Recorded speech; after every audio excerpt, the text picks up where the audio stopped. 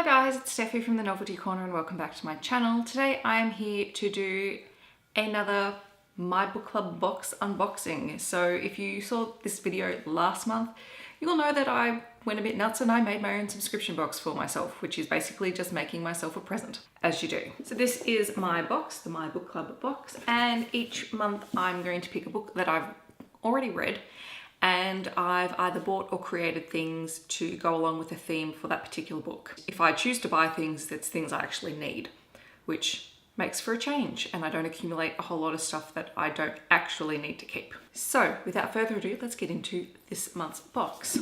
Unfortunately, something in here is so big and so deep that I can't close my box. So it's like a talking box. I have blue tissue paper this month, but that's basically because that's what I had. I'm actually going to start with the book and then explain why I picked the things that I did, because I think that's actually going to make a lot more sense in this particular case. My book for this month was Hunting Prince Dracula by Kerri Maniscalco. This is the second book in the Stalking Jack the Ripper series. You'll have heard me talk about this in a wrap-up already because I have read it, so my copy comes annotated by myself. For those of you who are unaware, this story takes place following the events of Stalking Jack the Ripper. Audrey Rose and Thomas Creswell are headed to Romania to study forensic science at a very prestigious academy. While they're traveling on the Orient Express, they encounter a murder, and then as they reach their destination, they also begin to discover further murders. All of the murders resemble the myths of Prince Dracula. It's up to Audrey Rose and Thomas to unravel the mystery and the mythology, and it was a really wonderful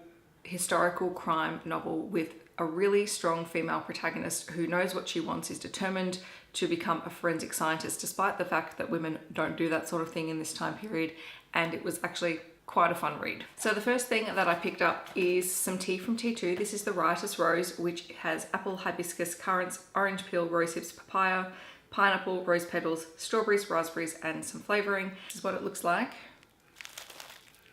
I'm a big fan of fruit teas and I haven't tried this particular one, but I was trying to find something that had rose in it because there is a crack that Thomas makes during the story about creating a blend especially for Audrey Rose.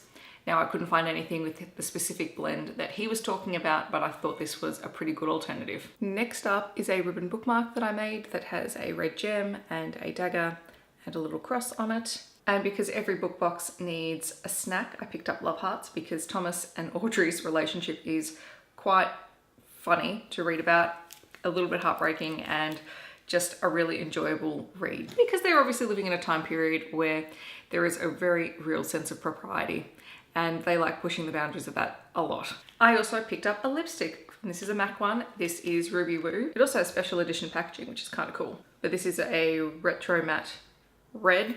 And you know, what's more fitting than a red lipstick in a book about Prince Dracula? Finally, I created two zines for this particular box. First one is a tiny little zine called Be You. This one opens out, it's massive, it's not all gonna fit in camera, but it has little reminders of how to be awesome. This is just a reminder for myself that you can do whatever you need to do. You just have to remember that you are strong and you're curious and you're calm and you're creative.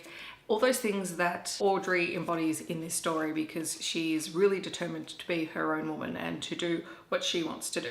But yes, I thought this was super cute. This was made just with one A4 bit of paper. And then I made a more traditional zine, a bit like the one that I made for Warcross. This one just says Hunting Prince Dracula on the front, and this is just full of my favorite quotes from the story.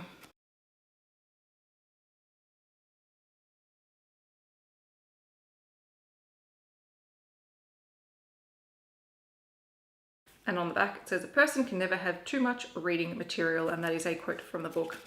And I really like that.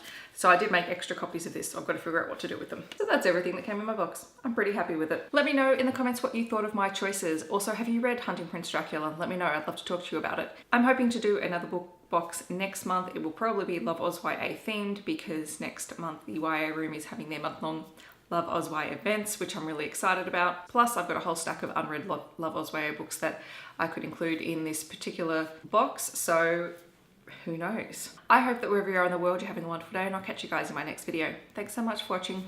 Bye guys.